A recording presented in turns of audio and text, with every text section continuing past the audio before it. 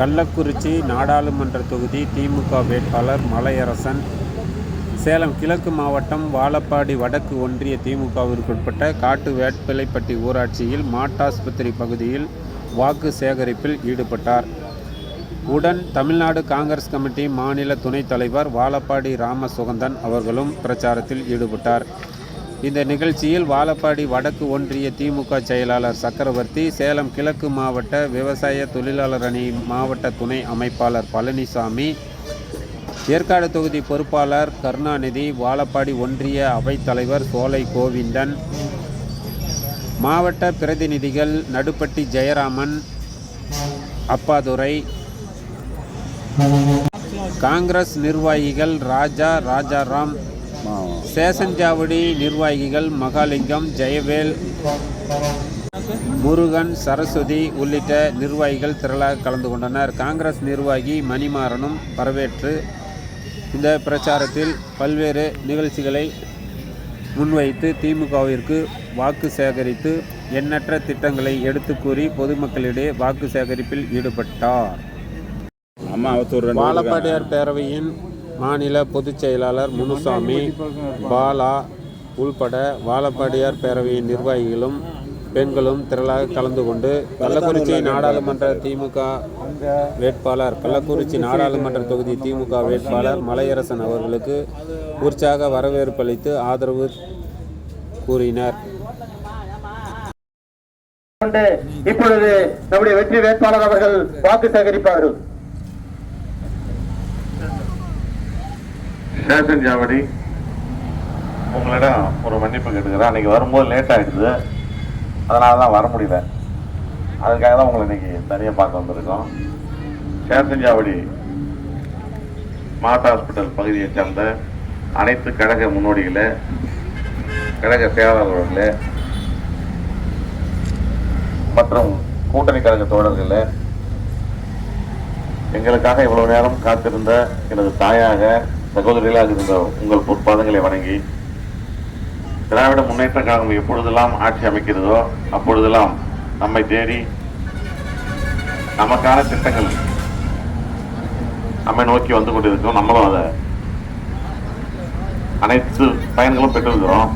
உதாரணத்திற்கு இப்போ வந்த இந்த 2.5 ஆண்டு காலத்தில் தளபதியார் அவர்கள் ஆட்சி பொறுப்பு ஏற்ற அவர் தேர்தல் வாக்குறுதியில் என்னென்ன கூறினாரோ அனைத்தையும் செய்துவிட்டார்.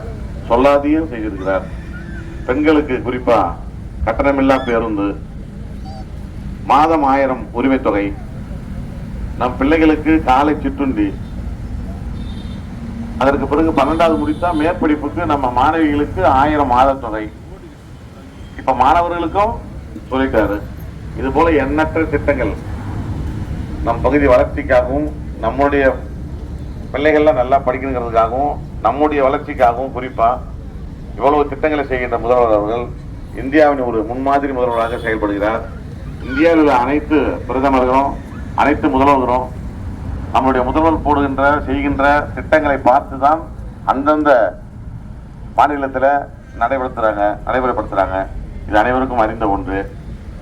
இப்பொழுது நாடாளுமன்ற தேர்தலில் சில வாக்குறுதிகளை கொடுத்திருக்காரு.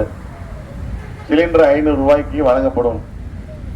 சந்தோஷமான விஷயம் தான், நம்ம கை தட்டலாம் நம்ம எல்லாம். அதற்கு பிறகு எம்ஜி எனர்ஜி வேலை 150 நாளாக நீட்டித்து 400 ரூபாய் சம்பளம் தரேன்னு சொல்லிருக்காருமா. 400 ரூபாய் சம்பளம் தரேன்னு சொல்லிருக்காரு ஏரி வேலைக்கு. அது மட்டுமா, மத்தியில காங்கிரஸ் ஆட்சி அமைச்சிட்டா ஒவ்வொரு குடும்பத்திற்கும் 1000 ரூபாய் ஒரு வருஷத்துக்கு உங்க அக்கௌண்ட்ல 1 லட்சம் ரூபாய் உங்களுக்கு டெபாசிட் செய்யப்படும் சொல்லுறாருமா.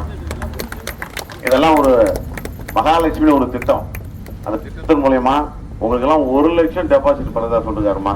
இந்த மாதிரி சொல்றதே செய்யறதும் சொல்றதுதான் இந்தியா கூட்டணியுடைய சிறப்பம்சம்.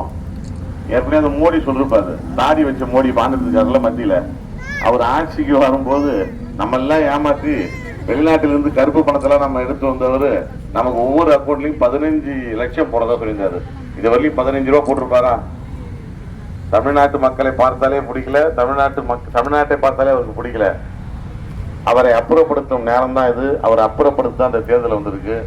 இந்த திட்டங்கள்லாம் நம்ம தொடர்ந்து பயன்பெறணும், தொடர்ந்து நம்ம சந்ததிகளாக நல்லா இருக்கணும், தமிழ்நாடு காப்பாற்றப்பட வேண்டும், ஏன் இந்தியாவே காப்பாற்றப்பட வேண்டும்.